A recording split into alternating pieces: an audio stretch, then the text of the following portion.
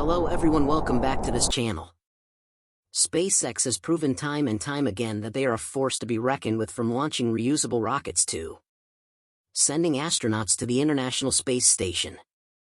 However, one of their most important and ambitious projects, the Starship, has faced several challenges in its development, especially after the recent launch of Ship 24. Then SpaceX has been working tirelessly to overcome them. So how does Elon Musk's company deal with these obstacles? Stay tuned for today's episode to explore the answers. But before we start, please subscribe to our channel abspace.com. Your support is a great motivation for us to continue to make the next videos. Without further, so let's go to the main content of today's video.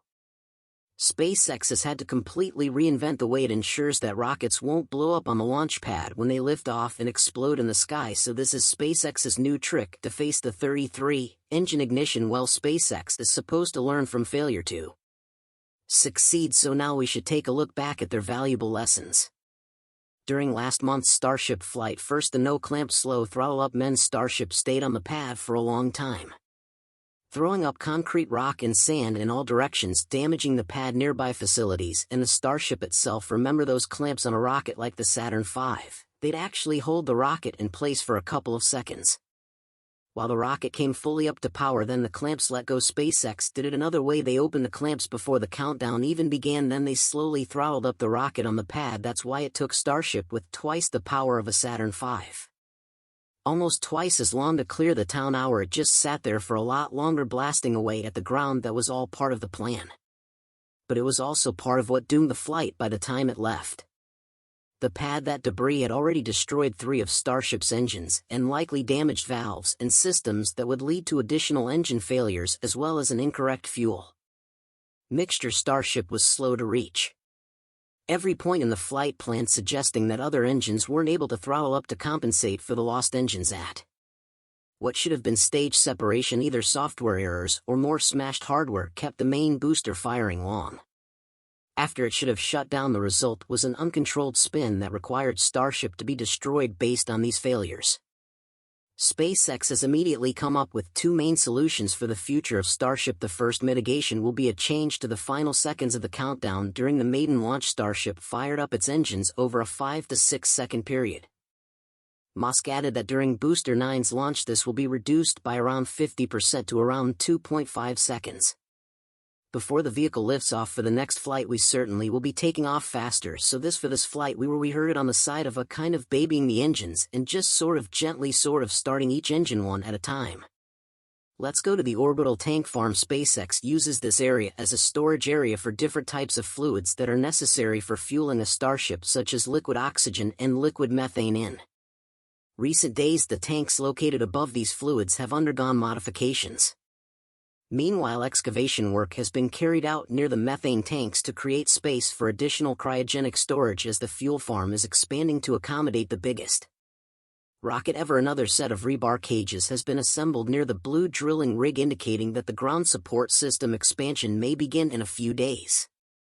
The system SpaceX intends to implement is not something to be taken lightly. Initially, it was anticipated that the deluge would pour a layer of water across the whole plate's surface to help with the heat dissipation. Nevertheless, this crazy video reveals that the upcoming system will surpass initial expectations. In contrast to the previous assumption, it seems that rather than having numerous small holes ejecting water vertically each of the 33 engines, but SpaceX then decided to let the flight go before this was completed. Honestly, almost all rockets use some sort of deluge system to prevent their own exhaust from damaging or destroying themselves or their surroundings. A large volume of water sprayed into the space just below the rocket's engines and can prevent an immense acoustic energy or sound they produce from wreaking havoc. A deluge also helps protect launch pad hardware by allowing some of the energy in the exhaust to boil and vaporize water instead of eating it into concrete or steel. The aim of this seems to make sure that the flames from the engines do not come into direct contact with the plate. By using enough water pressure, the water will deflect the flames and act as a kind of protective barrier that helps the system against extreme heat. But CEO Elon Musk has infamously stated that SpaceX is intentionally attempting to build an orbital launch site that doesn't need a flame diverter for Starship, the most powerful rocket in history that's gone about as well as one might expect until last month. So what is needed will have to happen at this point. SpaceX has started making some progress on the transpirational steel plate system that will be installed under the Starship OM and based on the images. Now let's delve into the inner workings of the steel plate system. At present it seems that every piece will include 4 distinct components. This modular design should allow workers to easily transport the plate and weld it together directly at the launch site. Besides, a source reveals that most of the steel used for this system is over 1 inch or 2.54 centimeters thick. The top plate appears to be approximately 1.6 inches 4 centimeters thick. That thickness is required to deal with several factors.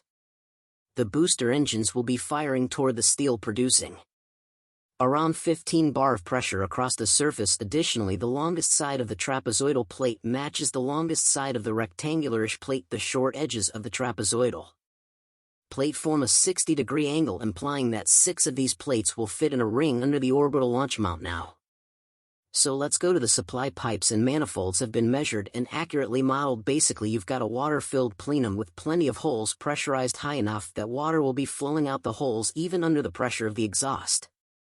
So from one direction you've got a flow of water and the other you've got a flow of super hot exhaust. There will be an established temperature gradient between the two everywhere, except at the center there will be a radial flow of steam blowing the exhaust away from the plate, and in the center the water pressure is higher than the exhaust pressure. The exhaust never touches the plate, it's only exposed worst case to steam. All SpaceX has to do is maintain the water flow high enough that the temperature at the steel plate never exceeds 1000 degrees Celsius and that the water doesn't boil until it's outside the plenum and the plate's good to go. Honestly, in the real world that plate never sees more than a couple hundred degrees Celsius. It doesn't matter to the plate how hot the water gets after it's no longer in contact with the plate. After all, and remember, SpaceX routinely keeps combustion chamber walls directly exposed to much higher temperatures and pressures for melting. They are very experienced at heat flow analysis. If there's any concern here, it's not that the plate will be damaged by the exhaust. This procedure may take a few weeks to several months to finish, and there is a chance of discovering design flaws similar to what happened with Ship 24 and Booster 7. Otherwise, Starship 25 has already experienced many pressure tests and has all the necessary engines. Although its design may be seen as outdated, it still holds significant value as a test article to analyze the performance of its heat tiles during atmospheric re-entry.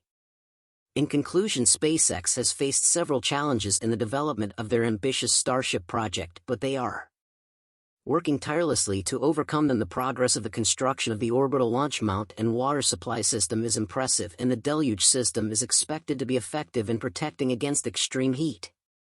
The steel plate system is modular and designed to withstand the pressure from the booster engines. The expansion of the fuel farm and ground support system indicate that SpaceX is preparing for the biggest rocket ever. Testing of Ship 25 at suborbital pads A and B is unexpected, but provides an opportunity to evaluate the performance of the Starship heat tiles during atmospheric re-entry.